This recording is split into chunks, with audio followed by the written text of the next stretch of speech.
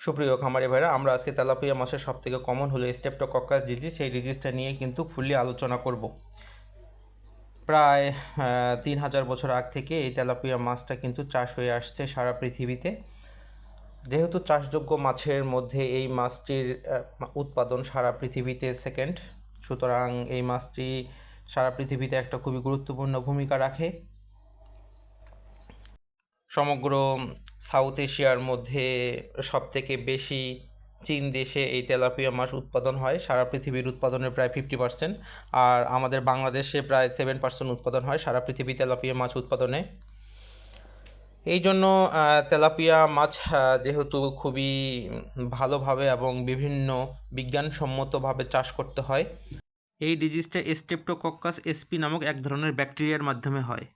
এই streptococcus SP bacteria মাছের পেটের ভিতরের মধ্যে বংশবিস্তার দিক আছে, সেটা হলো যে বিভিন্ন ধরনের যে সকল ভাইরাস এবং ব্যাকটেরিয়ার যে সংক্রমণ, সেটা কিন্তু খুব দ্রুত এই মাছে হয়ে যাইতে পারে।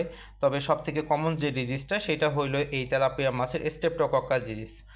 যখন কোনো একটা সময় তেলাপিয়া মাছ স্ট্রেপ্টোকক্কাস ডিজিজে আক্রান্ত হয়ে যায়, তখন তার পেটের ভিতরের যে ফুল ডাইজেস্টিভ সিস্টেম, সেটা কিন্তু নষ্ট হয়ে যায়।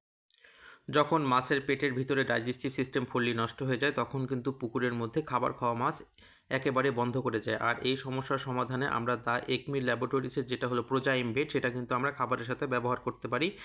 আর প্রতি কেজি খাবারে আমরা 2 থেকে 3 গ্রাম যদি ব্যবহার করি, তাহলে এই ধরনের পেটের যত ডাইজেস্টিভ প্রবলেমগুলো সবগুলো কিন্তু ফুললি রিমুভ হয়ে যাবে। কেননা এই প্রোজাইম বেডের মধ্যে প্রোবায়োটিক, প্রিবায়োটিক, এনজাইম এবং যে মিনারেল আছে, সেটা মাছের পেটের ভিতরের যে পিত্ত রস আছে, সেই পিত্ত রসকে এনজাইম সিক্রেশনে সহায়তা করবে। আর যখন কোনো একটা মাছের বডির পিত্ত রস এনজাইম সিক্রেশনে সহায়তা করবে, তখন কিন্তু খাবার যে একটা হজম হওয়ার খুব দ্রুত কিন্তু হজম হয়। এই জন্য যে প্রোজাইমের মধ্যে প্রোবায়োটিক, প্রিবায়োটিক, এনজাইম এবং মিনারেল থাকার কারণে মাছের পেটের ভিতরের যে ডাইজেস্টিভ সিস্টেম, সেটা খুব ভালোভাবে কাজ করে।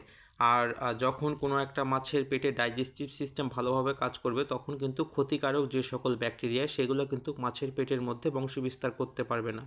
আর পেটের ভিতরের যেহেতু এই স্ট্রেপ্টোকক্কাস ডিজিজটি হয়, সেহেতু পেটের মধ্যে যদি বিভিন্ন ধরনের যে সকল উপকারী ব্যাকটেরিয়া আছে, সেগুলো যদি ভালো থাকে, তাহলে কিন্তু এই সমস্যা আর কখনোই দেখা দেবে না। সুতরাং খাবারের সাথে যদি আমরা এই প্রোজাইমটা ব্যবহার করি, এই স্ট্রেপ্টোকক্কাস ডিজিজ আপনার তেলাপিয়া মাছে কখনোই ঘটবে না। তারপরেও যদি সমস্যা দেখা যায়, তাহলে দ্য একমি ল্যাবরেটরিজে আমরা জীবাণুনাশক হিসেবে একমিস বিকেসি ব্যবহার করতে পারি, এবং কখনো কখনো অ্যান্টিবায়োটিক হিসাবে কিন্তু আমরা ইরাপ্রিম ব্যবহার করতে পারি। পেটের সমস্যা থাকলে ব্লোচেস্টপ ব্যবহার করতে পারি। ধন্যবাদ, সবাই ভালো থাকবেন।